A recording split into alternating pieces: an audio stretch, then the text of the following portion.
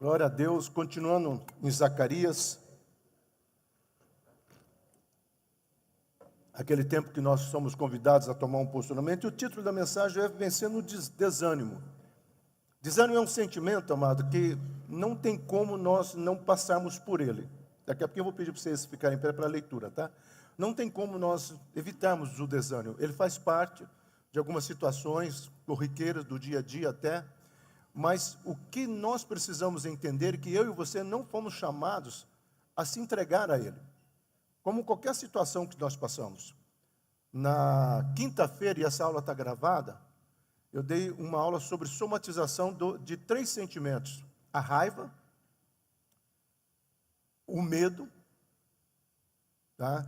E um sentimento que é o remorso. O remorso que é primo da falta de perdão. E quem tiver curiosidade, a aula está gravada, eu só não sei como que acessa, mas é só ligar lá para o MP. E uma das coisas que eu falei assim, como que a raiva produz um estrago, como que o medo produz dores, e como que a falta de perdão mata as pessoas aos poucos. Mas o desânimo, ele trabalha nessas 3 áreas.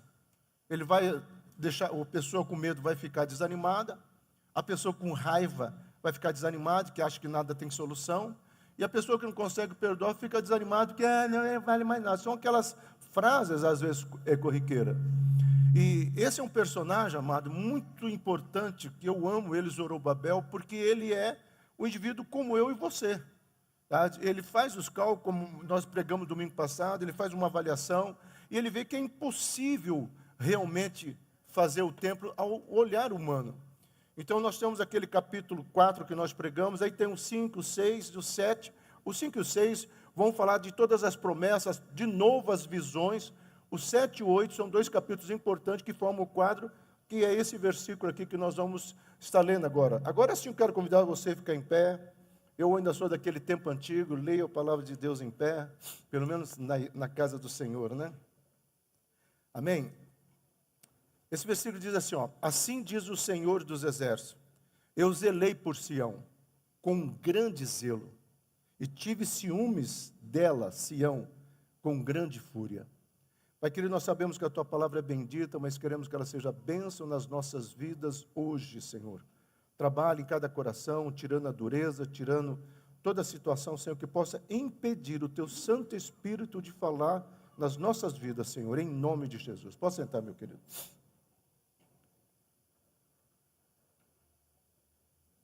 Sabe qual é o maior desânimo de um pastor? É quando ele prega, ensina, e aí ele descobre que talvez algumas ovelhas estão vivendo totalmente ao contrário. Thaís, dá um toque aí para esses dois parar de conversar. Obrigado. As pessoas estão vivendo totalmente ao contrário. É chato isso, mas eu vou fazer até aprender. Estão vivendo totalmente ao contrário. Para mim é desanimador saber que tem pessoas que ainda estão cauterizadas com a mentalidade religiosa, é isso que nós vamos falar hoje, religiosa. Porque eu estou indo na igreja, porque eu canto, ou porque isso eu já tenho plena certeza da minha salvação. Meu amado, entenda bem, posicionamento e caminhar com Deus é diário. Não é porque um dia você entregou a vida a Jesus, pegou o ticket da salvação e agora dane-se o resto. Senão não existiria a preocupação de nós nos reunirmos para aprendermos mais da palavra. Então, quando eu escuto e vejo alguém ainda com raiva, com ódio, pecando aqui ou pecando ali, quando alguém às vezes está brigando por coisas idiotas, eu falo, caracas, essa pessoa tem frequentado os cultos, aonde que a mensagem de Deus não tem chegado? E uma das coisas que nós precisamos entender, meu amado, que chama-se cauterização das nossas mentes. Eu estou preparando uma aula, eu estou lendo muito Nietzsche, Heidegger e Schopenhauer. Eu vou dar uma palestra sobre a crise existencial dos nossos dias. E eu vou fazer um link com a religião. A subjetividade da fenomenologia da religião. É um título chato, tá? Mas eu vou estar falando exatamente do que está acontecendo. Nós temos tantas igrejas, nós temos igrejas grandes, pequenas, de todo tipo. Mas o que está acontecendo com aquele cristianismo que impactou os primeiros séculos? E talvez a única resposta está numa questão comportamental. As pessoas estão ouvindo, mas não estão querendo viver aquilo que Deus falou. Então, entrando aqui na palavra, não se preocupe com esses ecos, fica tranquilo, presta atenção. Então, os capítulos 7 e 8 é uma resposta de Deus sobre as questões do culto. Porque o que você precisa entender, se você ler o capítulo 7, você vai ver que o povo nem bem tinha construído o templo, mas o povo já estava, Zorobabel preocupado com as finanças e o povo preocupado. E agora, nós vamos voltar naquele ativismo? Ou nós vamos ter que voltar a fazer jejum? Ou nós vamos ter que voltar... Meu amado, quantas vezes eu encontro pessoas confundindo ativismo com uma vida cristã? Se ativismo fosse resultado de uma vida cristã, por favor, vamos fazer culto todos os dias, de manhã, de tarde e de noite. Se o jejum fosse uma barganha com Deus, e Deus se vê obrigado, porque pela lei cósmica do universo ele se vê obrigado, vamos fazer jejum todo dia. Vamos fazer jejum por emprego, por casa, por viagem para Disney. Não esqueça de levar o pastor. Tá? E vamos fazer jejum, e vamos jejuar. Mas não é isto. Uma das coisas que o Senhor estava trabalhando naquela época, e vale para nós hoje, gente, vocês estão preocupados com a liturgia. Vocês estão preocupados com aquilo que foi programado. Não é que eu estou falando que a liturgia não é importante, senão, o que nós vamos fazer agora, Guilherme? Não sei o que nós vamos cantar agora. Né? Tem que ter uma questão básica. Mas eu estou falando que na liturgia do nosso coração não pode existir. Eu ainda quero ver uma igreja que, se você sentir vontade de vir aqui na frente ajoelhar na hora do louvor, venha e faça. Uma igreja que, se você quiser começar a chorar aí, porque Deus está tocando no teu coração e é ninguém que está te tocando, faça. Uma igreja que é espontânea. Uma das coisas mais lindas na paternidade, né? Ou na maternidade, agora na avonade, não sei como é que é avô, né? Ainda não está nesse nível, está com 2 meses só. Mas é a espontaneidade dos nossos filhos. E é uma das coisas assim cruel, sabe? Uma vez nós compramos, o pessoal de batalha espiritual aqui, por favor, se cale, tá? Nós compramos 2 fantasias para Cadiz e para o Malik, eles eram pequenos, uma da Mulher Gato e outra do Batman, né?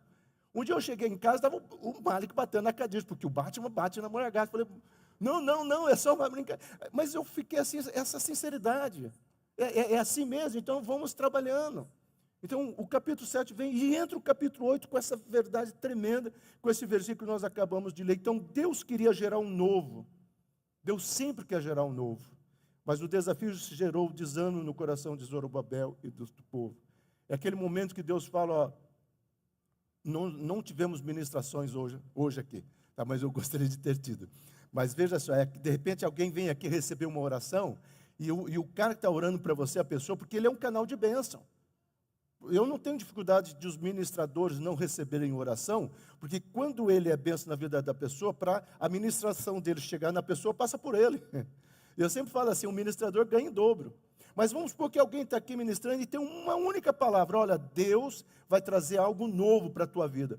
A minha pergunta é, qual que seria a tua expectativa? Você sairia do culto aqui, já pensando no que vai pedir no iFood, né? Ou o que você vai cozinhar, ou já sair daqui e já esqueceu, ou você iria viver a semana inteira numa expectativa. Foi liberada uma palavra de algo novo. Senhor, eu tomo posse.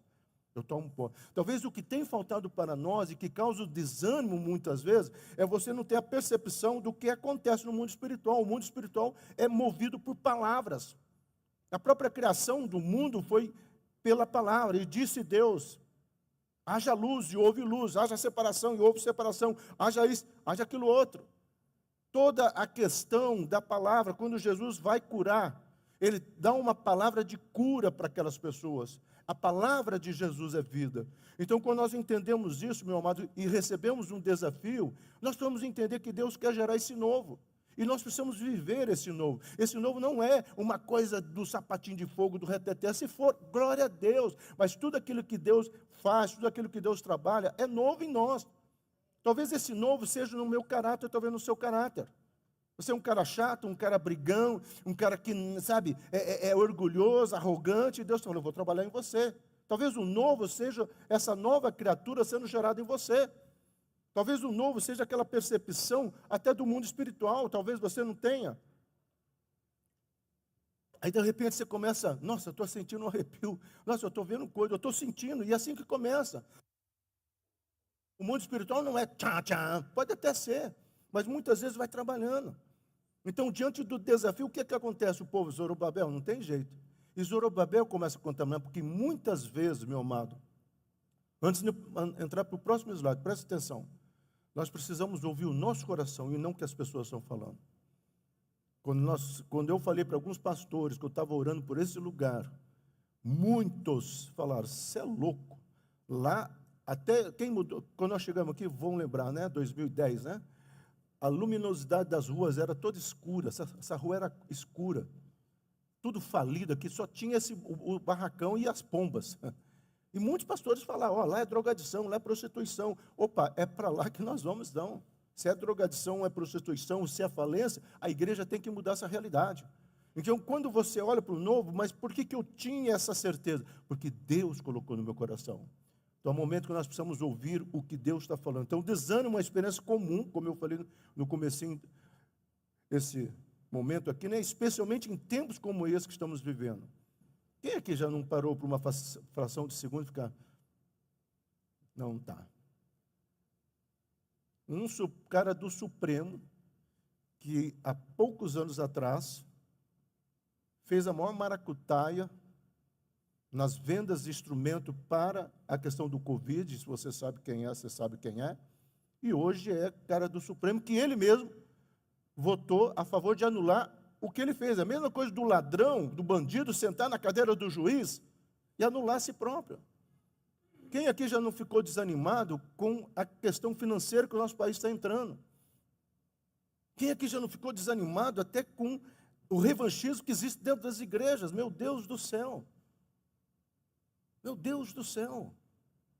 Essa semana, um pastor que nunca veio, que passou aqui, parou, e bem na hora veio uma pessoa, um outro pastor buscar o aluguel. E aí ele, tal. Aí quando ele saiu, você paga o aluguel da igreja? Não, ele tem que ter fé. Eu falei, meu amado, se a nossa igreja é abençoada, a Monte Hebron abençoa. Então, essa mentalidade tem que ser quebrada, meu amado. Nós precisamos viver e crer que Deus, diante de todos os desafios, nós não podemos nos entregar ao desânimo. Quando eu desci da Arca de Noé, né? Tinha um cântico que a gente cantava assim, desanimados, não, dores, tristeza. O Amós sabe. Pode surgir, mas desanimados, não. O Amós, nós estamos precisando de alguém na mesa de som, viu, amado? Tá? Então, assim, desanimados, não. Nós precisamos avançar nessa verdade. Então, não existe segredo para quem quer combater o desânimo, e sim o quê? Posicionamento. Como diz a Doraci, o pastor Silas é o pastor do posicionamento. Não existe outro segredo. Cadê a Doraci? Irmão. Eu que fiz a cirurgia dos olhos, viu, Doraci? Então, quando você olha para essa questão, meu amado, nós precisamos entender que esse desânimo não é uma coisa mágica, um elixir, uma palavra, porque às vezes nós temos muitas palavras. Uma das coisas que eu estou vendo lá em Edgre, a questão do vazio, da angústia, como que a igreja vai pegar algumas coisas e tenta trazer palavras fortes. É o ufanismo que nós estamos vivendo. Só que esse ufanismo cria uma relativização da fé. Porque o ufanismo, ele bebe das águas do estoicismo, do epicurismo. Estou falando isso porque eu estou com isso na cabeça, né? Do estoicismo, do epicurismo, do hedonismo. E o que acontece? O que eles falam? Você é o cara. Você é o homem. Epicuro fala assim que nós somos semideuses. Meu amado, o coaching não é nada novo. É uma mudança, uma adaptação, quase uma paráfrase de tudo que já aconteceu, que já foi falado. Nós não somos os super-homens de Nietzsche. Nós não somos superdeuses. Nós somos pecadores diante de um Deus irado. Como diz um grande sermão. E isso eu e você precisamos entender, precisamos avançar. Então, o perigo de romantizar o começo e não preparar para o durante. Você sabe aonde que acontece muito isso? No período de noivado. Muitas vezes a pessoa romantiza, quando eu estiver casado, eu vou te dar o café da manhã, e vai tantas outras coisas, né? Só que às vezes as pessoas não se preparam para uma realidade, nem sempre vai ser assim. Porque parece que as pessoas quando casam, abaixam a guarda. Vocês que vão casar, não se assustem com o que eu vou falar, eu já conversei muito isso com a Anja. Parece que quando casam, os defeitos só pioram. Que agora não precisa mais ter charme para conquistar. Como eu era perfeito, então não piorou, né, Anja? Mas as questões são cruéis, então nós precisamos entender. Só que muitas vezes na caminhada cristã acontece isso. E nós o romantizamos não é porque nós estamos errados. Nós o romantizamos porque muitas pessoas estão pregando a Bíblia de um jeito muito humanista. Ó, Deus vai fazer, vai. Deus vai te dar, vai. Ó, Deus quer o melhor, quer. Mas esquece de falar do arrependimento, do comprometimento e, acima de tudo, a coisa mais difícil, da entrega. É claro que Deus tem o melhor para nós. Ele mesmo falou, eu fico pensando que ele poderia ter feito o Jardim do Éden junto com Adão. Não, mas primeiro ele faz o Jardim do Éden com toda a provisão necessária, para depois colocar o homem. No deserto, em toda aquela caminhada, em nenhum momento Deus abandonou este povo. Quando vieram os inimigos, Deus esteve com ele. Venceram todos os heteus, jebuseus, todos esses povos, 7 nações, eles venceram. Mas a dureza do povo, por influência de outros, muitas vezes, em vez de olhar, até aqui nos ajudou o Senhor, Ebenezer, eles deixaram de olhar, então começaram a romantizar. Não, que é o que acontece na época dos profetas menores que nós já pregamos. Nós temos o templo, a Babilônia está vindo aí, vai atacar. Não, nós temos o templo. Romantizaram uma liturgia, romantizaram uma questão estética. E Deus falou, opa, eu não estou no templo, eu quero estar no coração de vocês.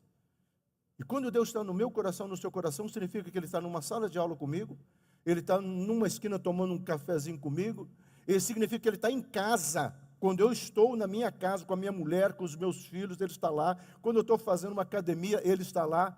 E aí, meu amado, você vai entender o que é o temor de Deus. Como que você se comporta nesses ambientes? Porque às vezes parece que aqui na igreja, vivemos o romance de um super crente. Floreamos, às vezes, mas é no dia a dia que o Senhor nos observa. É no dia a dia que Ele quer saber se aquilo que nós colocamos aqui realmente fez a diferença. Então, assim diz o Senhor dos Exércitos. Eu peguei de novo essa palavra, nós já estudamos ela, mas ela faz necessário repetir. A palavra Yehová Tsaba, que significa aquele que existe, aquele que luta por nós. E eu quero pegar essa segunda expressão, não apenas aquele que existe e sempre existiu. Deus é um Deus que luta por nós. Meu amado, eu vou dizer de novo, Deus é um Deus que luta por nós. Eu e você precisamos entender, diante de situações que nós não compreendemos. Você acha que foi fácil para aquele povo marchar 7 vezes em volta daquela muralha? E eu já preguei uma vez aqui que o primeiro dia nada, segundo, até no 7º dia nada, até na sexta volta do 7º dia, nem um trincadinho. Você acha que é fácil? Você acha que é fácil olhar para o Mar Vermelho e saber que Faraó está vindo com vingança? E o povo dizendo, e aí Moisés, e aí?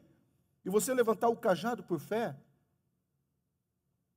Você acha que é fácil você orar e um machado, não de Thor, tá? O machado de Thor é um martelo, né?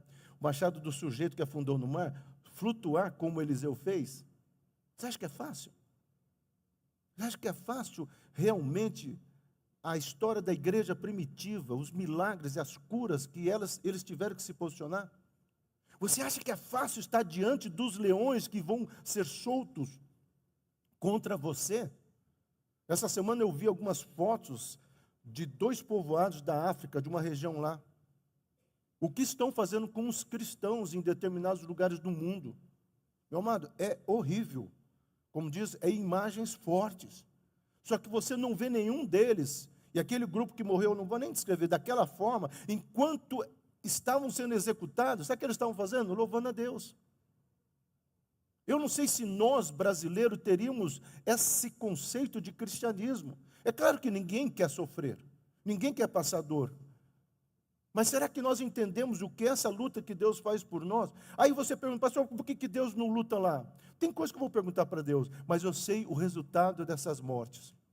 E eu sei o impacto que está fazendo e fez naquela... Isso são registros de agora, há 15 dias atrás. A vila que riu, quando essas pessoas estavam sendo mortas, essa vila se converteu, os soldados se converteram. Você sabe por quê, meu amado? Ah, pastor, mas precisou tanto, não sei, mas Deus sabia. Deus é um Deus que luta por nós. O zelo de Deus deve ser entendido na sua relação com a aliança. Quando se fala, e daqui a pouco vai usar uma palavra terrível, ciúmes, nós já vamos vê-la, tá? Se Deus, né, ciúmes, que nós pegamos o sentimento que está na Bíblia, passamos para nós, né? Deus se arrependeu. Nós precisamos entender no hebraico o que essas frases querem dizer. Mas quando Deus fala do zelo, meu irmão, sabe o que Deus está dizendo? Olha só, eu cuido da minha aliança. Sabe qual é o problema da igreja hoje? Que ela não conhece a aliança. A aliança do Velho Testamento, meu amado, Hebreus, capítulo 8, a partir do versículo 4, essa nova aliança foi escrita no meu coração e no seu coração. E o que é essa nova aliança? Conhecerás o seu Deus, saberás que Jesus é o caminho, a verdade e a vida, e o Espírito Santo habitará em nós. Essa nova aliança está em nós. Agora, essa nova aliança é um contrato. É um contrato. Deus me abençoa, Deus traz a vida eterna e eu vivo uma santidade. Cada dia eu caminho para essa realidade. Sabe o que Deus está falando, Monte Abrão? Eu estou cumprindo a minha parte. E vocês? Eu estou cumprindo a minha parte. Meu amado, pastor, eu não vi nada acontecendo. Vocês estão aqui hoje? Está todo mundo aqui hoje? Vocês estão vivos? Não é nenhum espírito que está aqui, não. É vocês mesmos, né? Corpo, alma e espírito. Eu sou tricotomista. Vocês estão aqui? A probabilidade de vocês estarem aqui por causa de livramentos de Deus é mais que 100%. Se você pegar o Rogério e perguntar quantas pessoas se acidentaram essa semana, quantos BOs tivemos essa semana, quantas situações aconteceram essa semana. Eu sempre começo as minhas aulas, tá, e as pessoas até riem. Falei, Deus, obrigado por estar aqui, e que se eu estou aqui para dar aula hoje é porque o Senhor me trouxe livramento que eu nem conheço, que eu nem percebi.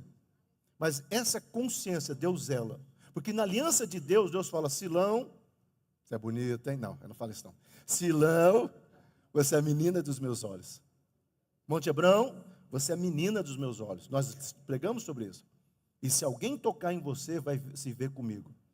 Se lembra do exemplo do domingo passado? O Kennedy não estava aqui, eu falei que todo mundo queria ser irmão do Kennedy. Dá um BO na escola, eu vou chamar o meu irmão. Aí veio um Kennedy. Quem que mexeu com o meu irmãozinho? Né? Todo mundo quer, mais ou menos, tu não quer ter um irmão forte. E eu preguei domingo passado, nós temos esse irmão forte. E nós precisamos entender que nessa aliança, nós fazemos parte de uma família. Por isso que Paulo fala, eu e você fomos abençoados com toda sorte de bênçãos nas regiões celestiais. Paulo fala dessa família, fala do corpo. Mas também Paulo fala que esse corpo está sendo transformado de glória em glória. De glória em glória. Ou seja, todos os dias eu estou caminhando para ser cada dia mais santo. Se ontem eu era chato, eu sou menos chato. Se ontem eu mentia, eu estou mentindo menos.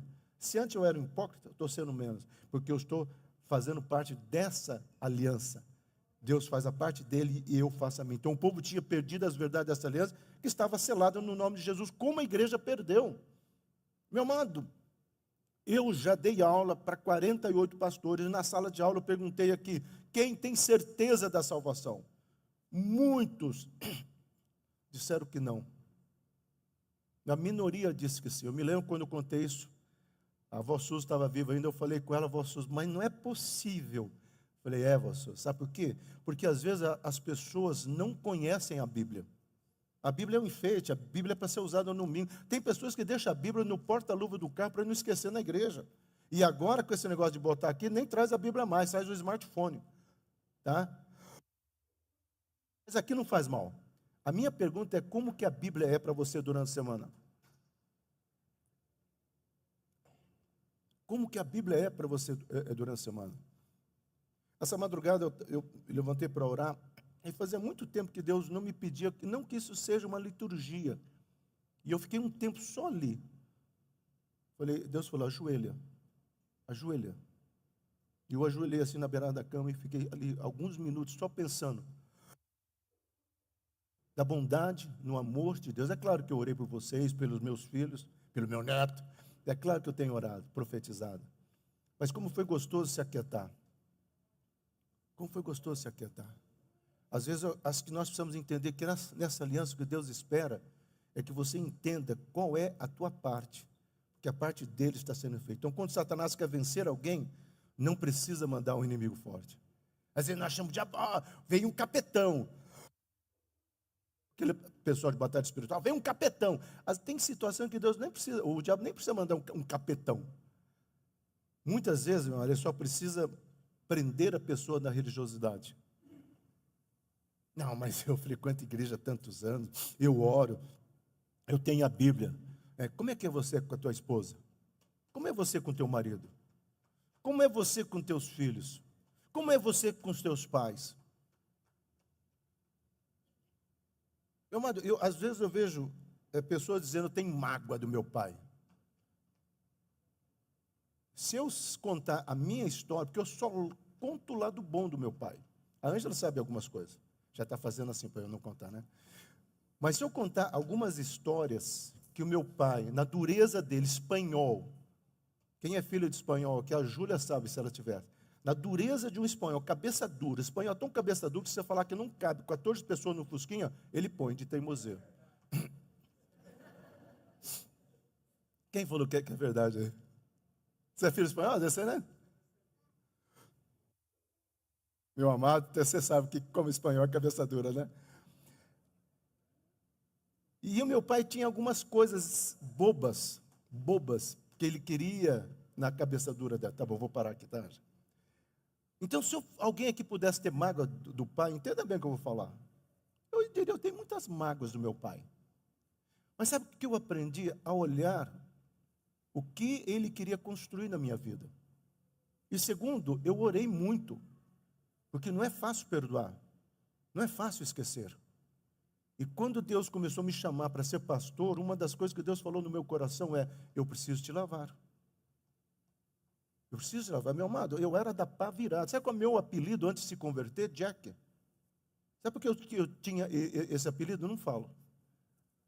Não vou falar hoje. Mas eu era da pá virada. Pensa um cara da pá virada. Quando eu me converti, meu amado, a minha fama na minha cidade ainda existia. Eu chegava no lugar, o Jack, todo mundo abaixava a cabeça. Isso mesmo. Até o dia que eles viram a Bíblia. Eles acharam loucura. Eles acharam que eu estava enganando a lei, viu, Rogério? Eu estava só enganando a lei. Meu amado, nós precisamos entender que a religiosidade tem matado as pessoas. Se você tem mágoa no seu coração, se você tem raiva, se você tem algum sentimento, se você acha que você é crente só porque você frequenta a igreja, se você não tem uma vida de perdão, se você não tem uma vida de amor, se você não tem uma vida de comunhão, meu amado, me desculpa.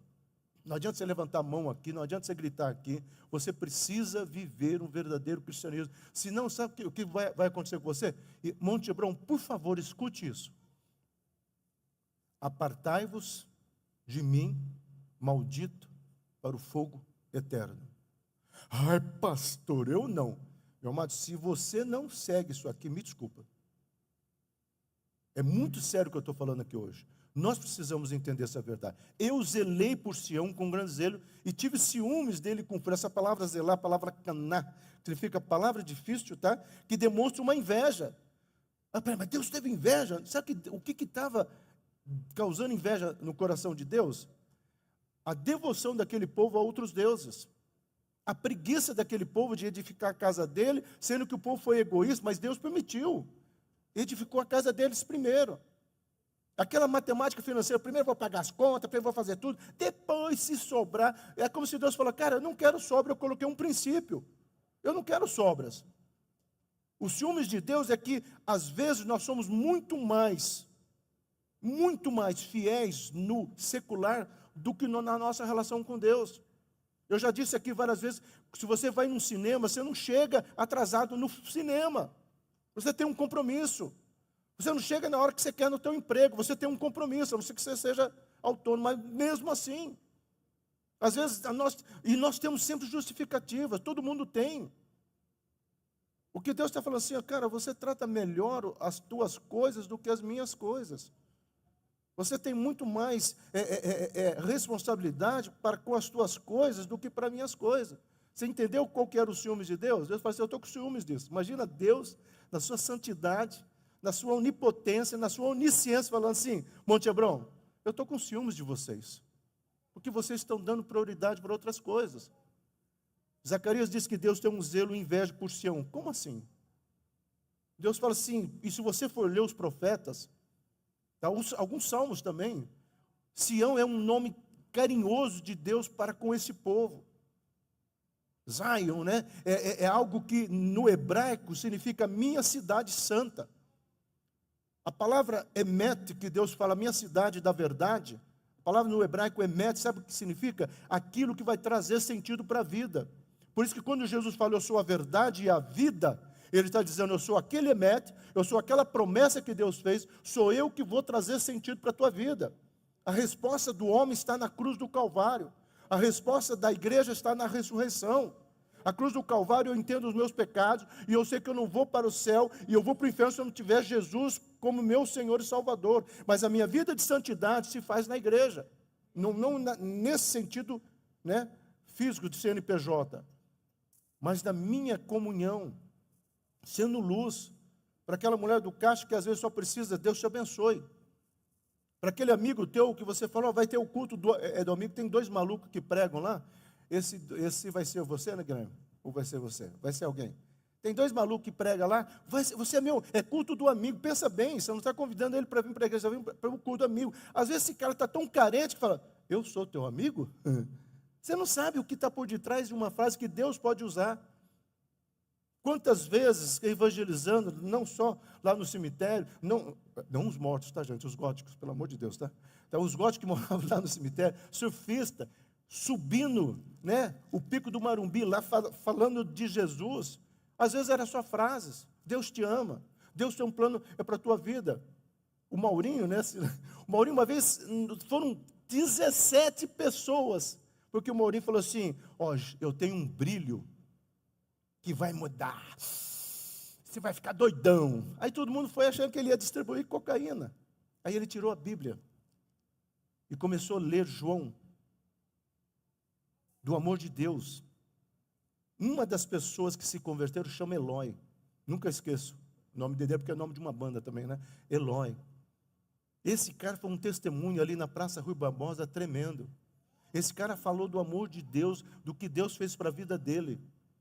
Sabe como é que ele aceitou Jesus? Eu te entrego. Não, ele estava tão doido que falou assim, cara, bota Jesus na minha veia, bota esse brilho na minha veia aqui agora.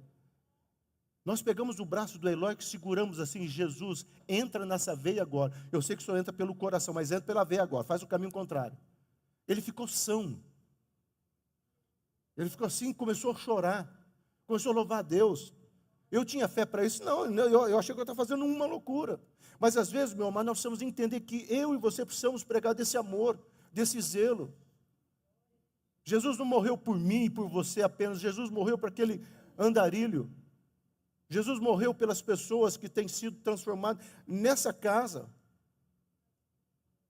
Nós tivemos essa última reunião de Pilatos, 50 e poucas pessoas revezando os pezinhos.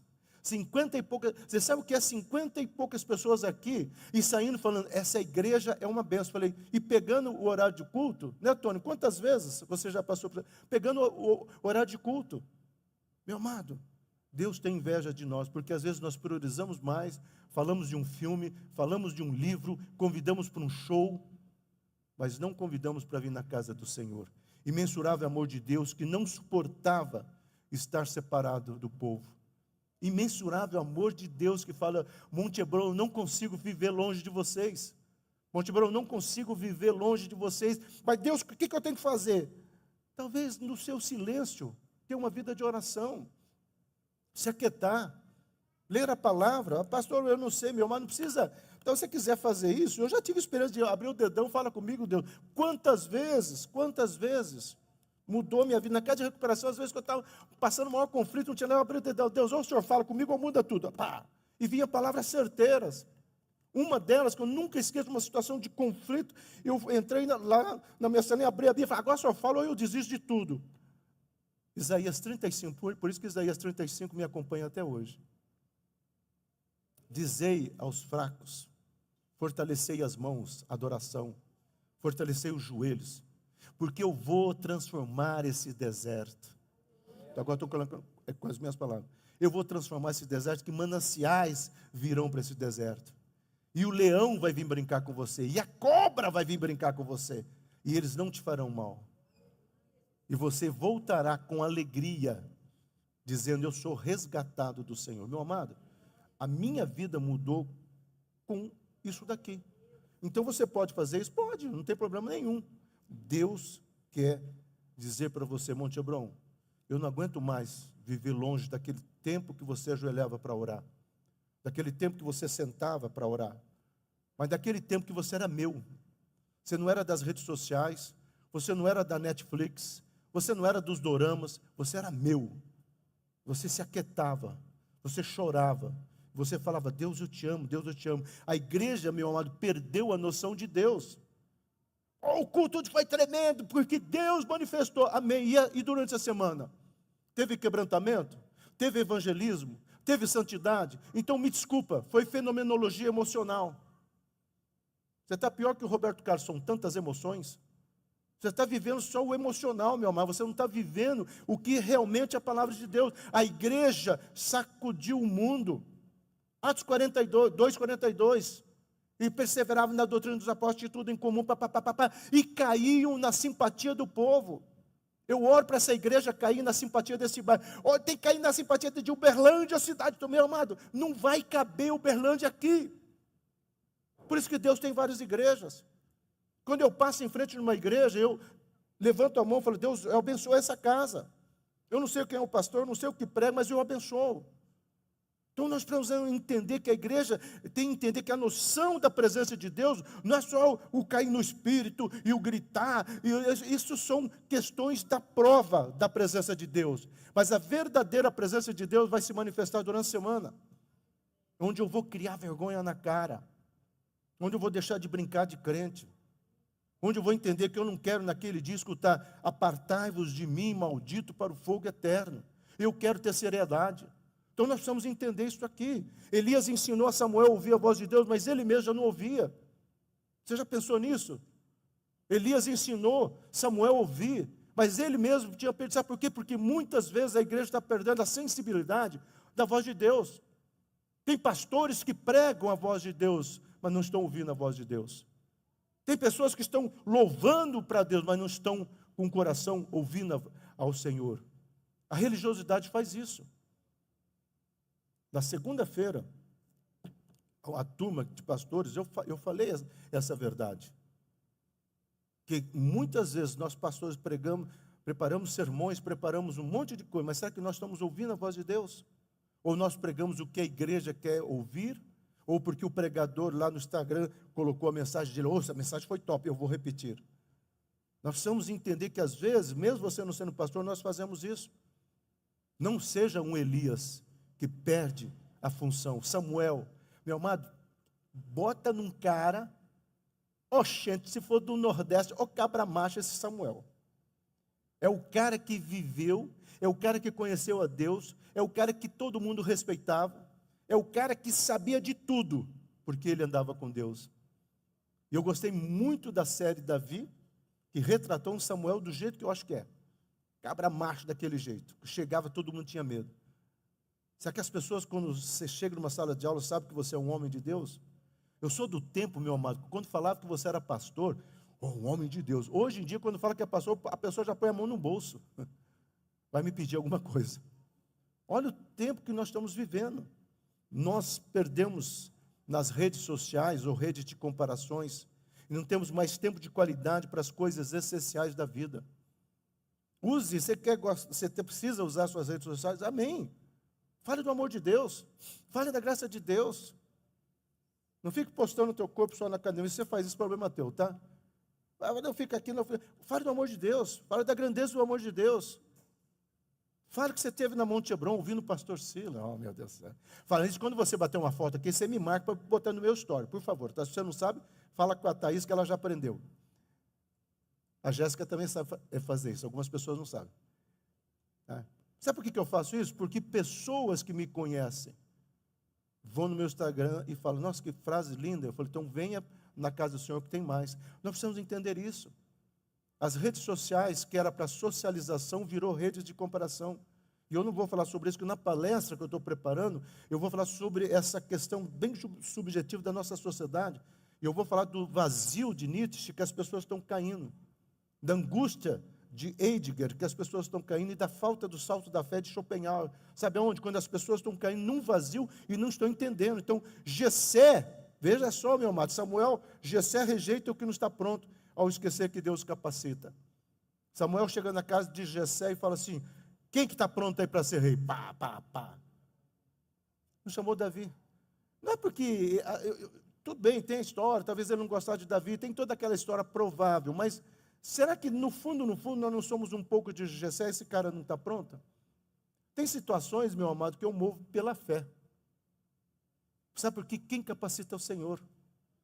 Você acha que foi fácil para mim, eis aquilo que eu era, ser chamado para ser pastor gago? Meu amado, eu era mais gago do que vocês pensam. Eu já falei aqui de um cara que brincou comigo, que eu fui batizar, quase afoguei ele, que eu mergulhei ele, porque eu tipo, babá, ele quase morreu afogado. A Ângela, no meu casamento, ela falou: pelo amor de Deus, Sila, não gagueja. O pastor ficou, é ou não é, Ângela? O pastor ficou falando, quando chegou a minha vez, sim. Eu fiquei ensaiando sim para não gaguejar. Porque é a coisa mais difícil para o gago, né? Já viu como é que o gago termina o namoro? Vamos terminar o namoro que você nunca gostou de mim mesmo? Você me jogou fora? Tem as dificuldades da gagueira, meu amado, difícil demais. O Ailton não está aqui hoje, mas quando o Ailton veio conversar comigo, meu amado, ele também é gago. Ele começou a gaguejar e eu fiquei falando: Deus, se eu gaguejar aqui, ele vai achar que eu estou tirando sarro dele ou qualquer coisa. Como é difícil isso, meu amado. Você não está pronto. Eu não estou pronto. Nós não estamos prontos. Mas quem capacita é o Senhor. Quem capacita é o Senhor. A única pessoa que quando eu cheguei, e tanto foi uma história bem engraçada, porque eu desci do carro assim, eu estava frio, e o meu pai falou assim: Silas, eu achei que você estava algemado. Eu falei: não, pai, vim conversar com o senhor, eu estou livre. E ele falou: o que foi? Eu resolvi ser pastor. Ele, na maior naturalidade, achei que ele ia me abraçar. Eu falei assim: tá, e daí? Eu falei: pai, eu falei para o senhor que eu vou ser pastor. Silas, eu já sabia desde o ventre da tua mãe. Meu pai, em toda a chatice, em toda a espanholice dele, ele nunca deixou de orar pela minha vida. Eu já sabe disso. Nunca deixou de orar. E mesmo naquela situação, quantas vezes ele ia lá, viu, Rogério, naquele lugar, me tirar, me botava no carro, e eu achava que eu ia apanhar, levar bronca. Eu tinha 13, 14 anos, comecei cedo, tá? E ele falava assim: Silão, eu te apresentei para Deus, um dia Deus vai te pegar. E Deus me pegou.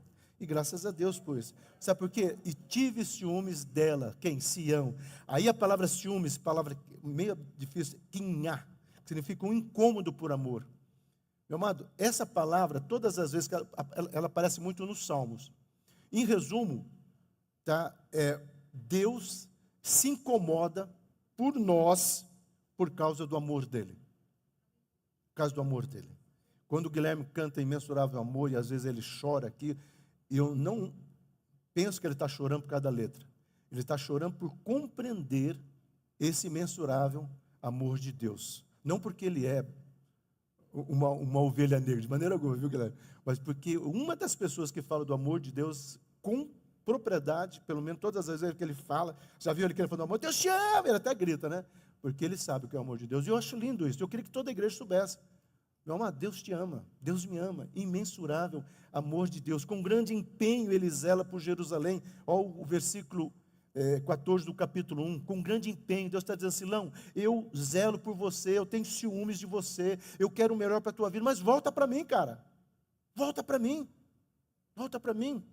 Já viu, esses dias puseram um outdoor numa das cidades próximas a nós, uma moça, né, não, foi o rapaz, aliás, não vou usar, não, acho que era Patrícia: não case com fulano, eu ainda te amo e eu ainda te espero. Já viu? Um outdoor. Eu acho que Deus coloca no mundo espiritual um outdoor. Igreja Monte Hebron, saia um pouco das redes sociais. Igreja Monte Hebron, seja mais responsável. Igreja Monte Hebron, eu te amo. Não case com o diabo. Ô, pastor, meu amado, no mundo espiritual não tem meio termo não, meu amado. Ou é ou não é. Não é denorex, eu pareço, mas não sou. Não existe. Ou é ou não é. Isso é uma questão que nós precisamos entender. Então, há na Bíblia um punhado de exemplos de homens e mulheres de fé que enfrentaram situações diversas, mas se posicionaram. Mas eles sabiam quem eles eram e quem era o seu Deus. Se lembra a mensagem do domingo passado? Falta para nós o conhecimento da nossa identidade. E eu falei que Deus, o diabo atacou Eva, quer ser como Deus, ou seja, você não tem identidade, e chega para Jesus, 3, e se tu és, jogando duro, meu amado, nós somos filhos de Deus, nós somos criados para vivermos em relacionamento com Ele. Jesus morreu naquela cruz para que eu e você tivéssemos selo dessa família. Somos co-herdeiros em Cristo Jesus. Agora nós temos responsabilidades, e nós precisamos avançar. Então, depender da intervenção de Deus, requer fé e paciência, com certeza. Meu amado, esperar Deus, nós temos que ter fé, para não desistir. E temos que ter paciência. E a paciência, meu amado, é paciência, conhecimento de eirene no grego, conhecimento daquilo que Deus vai fazer. Paciência significa, eu estou quieto e eu estou calmo, porque eu tenho esperança, do verbo esperançar, né? Eu tenho esperança em Deus, que é o Senhor de todas as coisas. Zorobabel precisava entender esses ensinamentos. Monte Hebron, nós precisamos entender esses ensinamentos. Vamos continuar tendo fé, vamos continuar tendo paciência, mas vamos lembrar que Deus tem ciúmes de nós. O Salmo 62 serve de encorajamento e ensinamento para quem sofre de impaciência. Olha só esse salmo. Verdadeiramente a minha alma espera em Deus, dele vem a minha salvação. Meu amado, quando estava num processo, né, lá no seminário, algumas situações aconteceram, eu decorei esse salmo, e esses 2 versículos eu falava constantemente. Eu ia dormir falando, acordava falando, ia tomar banho falando. Eu era o zelador, né, lá do seminário.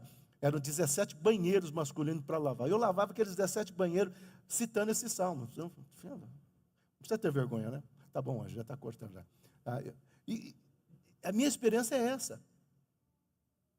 E eu falava, somente Ele é a minha rocha e a minha salvação.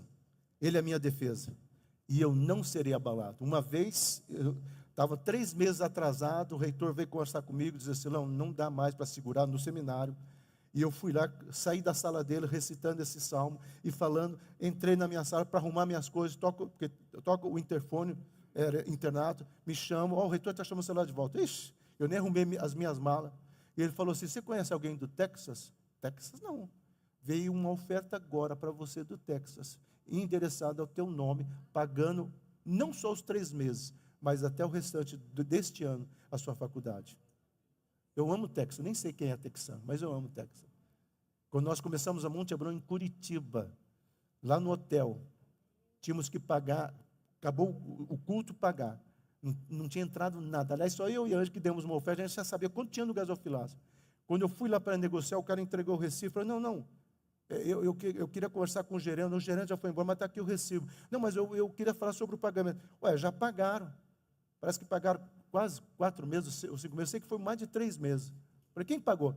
Veio uma pessoa aqui, mas como que ele era? Aí o Espírito Santo falou assim, receba a bênção e não queira saber quem é o anjo que eu mandei aí. Meu amado, eu não serei abalado. Nós não seremos abalados. A igreja está sendo bombardeada por valores do humanismo, mas tão pouco dos valores do reino de Deus.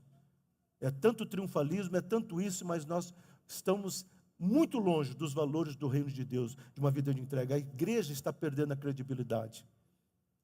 E não é só por causa do Banco Master, não. A igreja está perdendo a credibilidade muito tempo disso. A igreja está perdendo a credibilidade, talvez por causa de você, que lá no seu emprego, você é um patrão corrupto, que sacaneia, desculpa a expressão, não, sacaneia, a voz Suzy está aqui, a voz Suzy me chama a atenção, sacaneia os seus funcionários. Talvez você é um funcionário que sacaneia o seu patrão. Talvez você é uma pessoa que apronta no dia a dia. Qual é a credibilidade de você falar, eu sou de igreja tal? O cara vai dizer assim, opa, já sei qual igreja que eu vou passar longe. Mas nós precisamos tomar cuidado com tudo isso. Voltemos a um evangelho que pregue que Jesus é a única esperança e não os nossos valores ou os nossos recursos. Abaixa a sua cabeça, meu amado. Deus, nós queremos que essa palavra seja rema aos nossos corações e aquilo que falou na vida de cada filho teu, Senhor, que venha à existência, que haja graça, que haja ministração, em nome de Jesus.